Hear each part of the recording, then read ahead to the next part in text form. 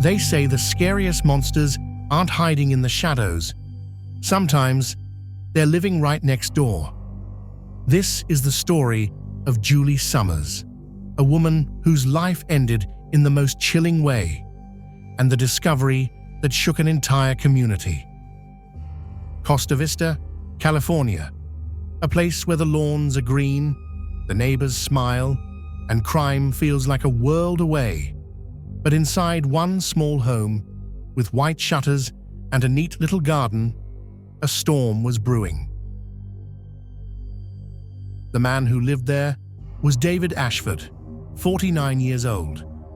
To his neighbors, he was polite, maybe a little distant, but behind closed doors, he was very different. Living with him was Julie Summers.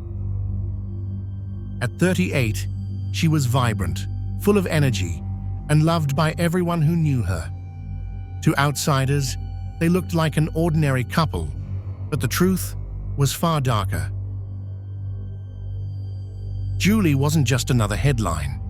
She was a daughter, a friend, a woman with dreams. She had grown up in nearby Irvine, and people described her as warm, loyal, the type of person who could light up any room she entered. But like so many people, Julie longed for something all of us want: stability, love, and someone to share her life with. She thought she had found that in David. What she didn't know was that this man she trusted would soon become her greatest danger. David was complicated. On the surface, he was calm, collected, even charming. But those who really knew him saw something else. Flashes of anger, heavy drinking, and a temper that seemed to flare without warning. Julie's friends worried, but she brushed it off. She believed in second chances.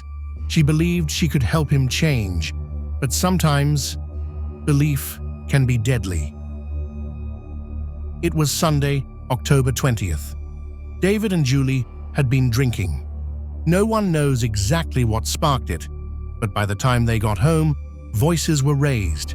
Neighbors later admitted they heard muffled shouting. But in a quiet neighborhood like this, arguments were easy to ignore. Behind those closed doors, everything changed forever. Authorities say David snapped. In a violent rage, he strangled Julie, and when she was already gone, he took out a folding knife and slit her wrist. What he did next was perhaps the most disturbing of all. He placed her body on the couch, turned on the television, sat down, and watched, as if nothing had happened. The following morning, David acted like it was just another day. Prosecutors believe he dragged Julie's body outside, forcing it into a trash can beside the house. He shoved the lid down, hiding her away, like garbage. Then, he went back inside, calmly packed a bag, and drove off to his mother's house. For 2 days, Julie's body remained in that trash can. Meanwhile, the neighborhood carried on like normal. Kids laughed, sprinklers ticked, dogs barked. No one had any idea that just a few feet away, a terrible secret was waiting to be uncovered. October 22nd. 2 landscapers arrived, ready to mow the lawn and tidy up the yard. But as they passed the side of the house, something looked wrong. The trash can lid wasn't shut tight. Something was sticking out. One of them lifted the lid and froze. Inside was a body. Shaken and terrified, the landscapers called 911. Their voices trembled as they described what they had just seen. Within minutes, police swarmed the scene. Yellow tape went up. Neighbors gathered on sidewalks, whispering in disbelief. A peaceful suburb had just become the site of a nightmare. Detectives worked quickly. Inside the home, They found signs of a struggle.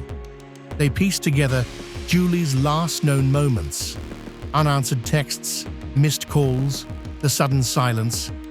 Every clue pointed back to one man, David Ashford. David was tracked down to Glendale, staying at his mother's house. He was arrested without resistance. The man who once blended into the neighborhood was now in handcuffs. Prosecutors charged him with felony murder and an enhancement for using a deadly weapon. If convicted, he faced 26 years to life in prison. The district attorney didn't hold back. He called the crime shocking to the conscience and promised justice for Julie. The community was heartbroken. How could this happen here, in such a quiet place? Julie's friends remembered her laugh, her kindness, her spirit.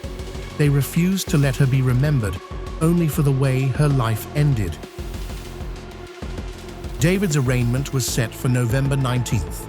Until then, he sat in jail on $1 million bail. For Julie's family, the wait was torture. Each day in court was another wound, but also another step toward justice. Julie Summers' story is more than a crime statistic. It's a warning. Love should never come with fear, and when you see red flags, don't ignore them. Julie deserved safety, respect, and a long life. Instead, she was taken by the man she trusted most. May her story remind us all to listen, to protect, and to never overlook the signs. Thank you for watching. If you enjoyed this story, please give it a thumbs up and share it with your friends.